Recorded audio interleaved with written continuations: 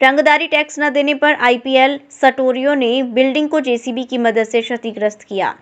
छतरपुर में रंगदारी टैक्स न देने पर एक आईपीएल सटोरिये ने एक बिल्डिंग को जेसीबी की मदद से क्षतिग्रस्त कर दिया।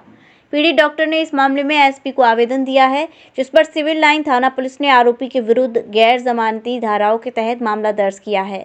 मामला देरी रोड पर निर्माणाधीन शॉपिंग मॉल का है, जहां डॉक्टर राजनारायण गुप्ता की बिल्डिंग का निर्माण चल रहा है। आरोप है कि आईपीएल सटोरिया राहुल शुक्ला द्वारा डॉक्टर के परिजनों से 5 लाख की रंगदारी मांगी गई थी।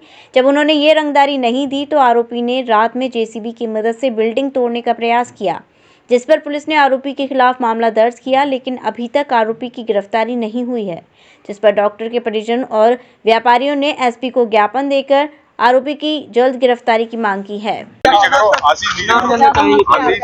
मेरा नाम डॉक्टर राजनारायण गुप्ता है। किस तरह का आवेदन दिया, क्या बिल्डिंग टूटी गई थी क्या? एक्चुअली हमारे साथ एक घटना हुई है, 20 तारीख से स्टार्ट हुआ ये मामला, जब मेरे भाई को गाली गलौज करते हुए धमकी दी गई, रंगदारी मांगी गई 5 लाख रुपए की राहुल शुक्ला द्वारा, उसके अन्य साथी भी थे।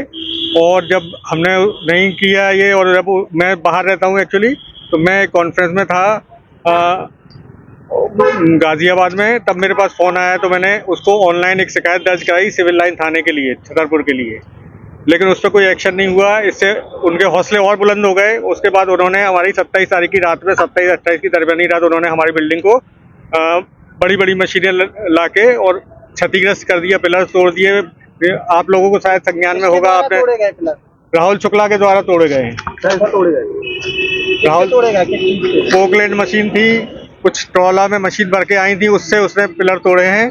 और उसके बाद जब हमने 28 तारीख को मेरी माताजी आई और इन्होंने यहाँ रिपोर्ट दर्ज कराई, और फिर मैं आया 29 तारीख को, तो पुलिस ने कोई रिस्पॉन्स नहीं किया। जब मैं पहुँचा तो उन्होंने कहा विवेचना चल रही है, अभी विवेचना चल रही है। मैंने कहा पंचनामा बना नहीं है अभी तक। तो 2 दिन बाद फिर 1 मार्च को उन्होंने आके उन्होंने निरीक्षण किया, उसके पहले तक कोई निरीक्षण भी नहीं किया गया। आज कहाँ पर आए थे आप? आज हम माननीय पुलिस अधीक्षक जी के पास आए थे, और उन्होंने पहले हमें आश्वासन दिया था, उनको पहले भी एप्लीकेशन दिया है हमने 1 तारीख को, लेकिन जब कोई उस पर संज्ञान नहीं लिया जा रहा है, तो फिर हमने आज फिर से हमारे समाज ने आके यहाँ पर फिर से एक ज्ञापन सौंपा है पुलिस अधीक्षक महोदय जी को। अब आप क्या चाहते हैं?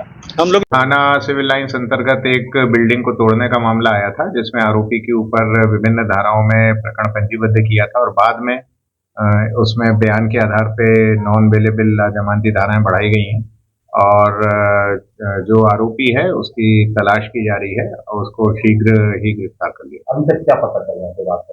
विवाद जो है, इसमें एक बात ये भी सामने आ रही है कि पूर्व में कुछ बिजनेस में जो आरोपी है उसका कोई मित्र जो है वो शायद इनके साथ था, और जो फरियादी ने बोला है उसका ये कहना है कि इनसे कुछ पैसे मांगे जा रहे थे, इस कारण से है। पुलिस दोनों ही एंगल पे, फरियादी जो कह रहा है वो, और जो कुछ 1-2 बातें सामने आई हैं, दोनों को ही सामने रख के इन्वेस्टिगेशन कर रही है। पर कुल मिलाकर इसमें घटना घटित हुई है और उस पर प्रकरण पंजीबद्ध किया है, और जो आरोपी है उसे पकड़ा गया।